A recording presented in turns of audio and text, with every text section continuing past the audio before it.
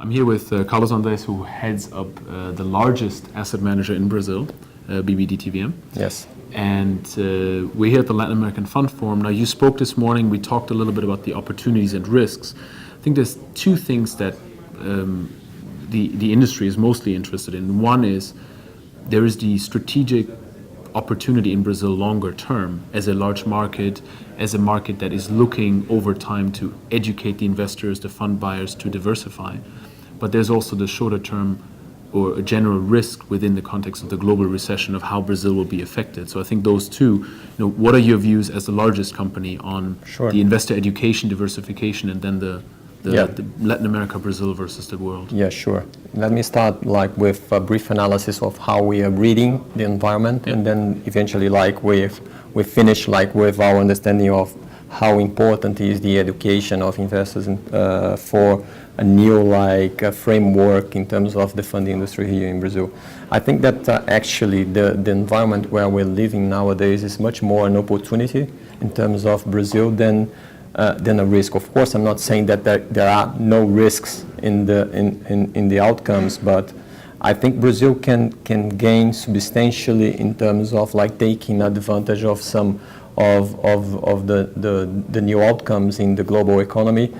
Let me just start with we are foreseeing a sustainable environment where you will have low interest rates in the major countries, especially in the U.S., and liquidity because of the stimulus of the governments in trying to recover the activity in the economies will allow us to get advantage of the liquidity in the global economy and together with a low interest rate environment. Of course, Europe is a different story. Of course, we need to bet that things will resolve there without having a big break in terms of the structure of the financial system. I think that's key for us not to have a big impact in the Brazilian economy as well. And thirdly, I would mention also China, which of course has a significant influence for our economy because of commodity prices and because also of the trade relationship between the two countries. Would you see that China has now become more important than the U.S. and Europe by some measures, or I think how do you see in relative terms, of course, China is gaining importance in terms of what's going to happen here in Brazil and also in terms of the global environment. The way we see is that, of course, China eventually will have and is already showing a slowdown in growth, but still the growth rate is significant. So we don't see that having a significant impact, for instance, in commodity prices. So then Brazil will not be impacted that much with that situation. Having said that, Brazil still offers, as I was mentioning during the panel, a significant levels of nominal and real interest rates. The depth and the liquidity here in our market, especially in government bonds, is significant. I mean, is not one that one can say that is illiquid. And our stock market, corporations in general, they are still in good health. So I think that investors that are really looking for yields and are really looking for upside potentials in stock market, they need to look at Brazil as a good opportunity.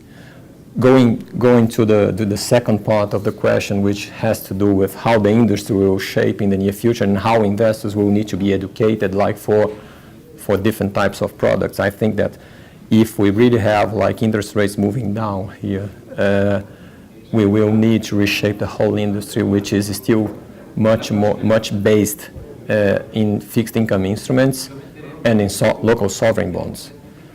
If nominal interest rates move down, the fund managers will need to find strategies, different relations in terms of risk reward to offer to your clients, diversification, and reshaping the liquidity framework of the industry so that investors will need to put their money to work accordingly with their liquidity needs, which here in Brazil is still something that is the advantage for investors is still very high because they can have daily liquidities with significant returns. Right. Now, about one of the things that is, a couple of things that are unique in Brazil, of course, the multimercado business is one of them. Yes.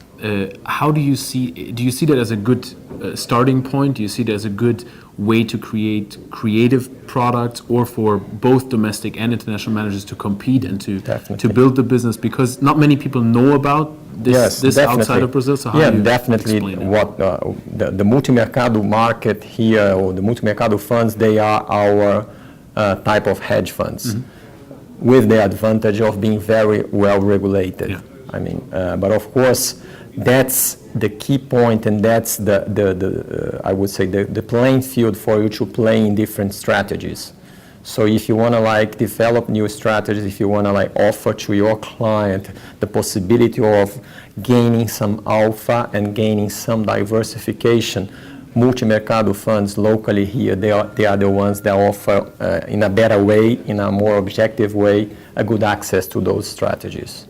And it's something that you see over time helping the industry to migrate to more diversification, to more products. What we see is that even the regulation allows multimercado funds to have better, for instance, higher exposure to offshore assets in general. For instance, here the multimercado funds, they are allowed by the regulator to have up to 20% in offshore assets, which is the largest one in the domestic industry in terms of allocation.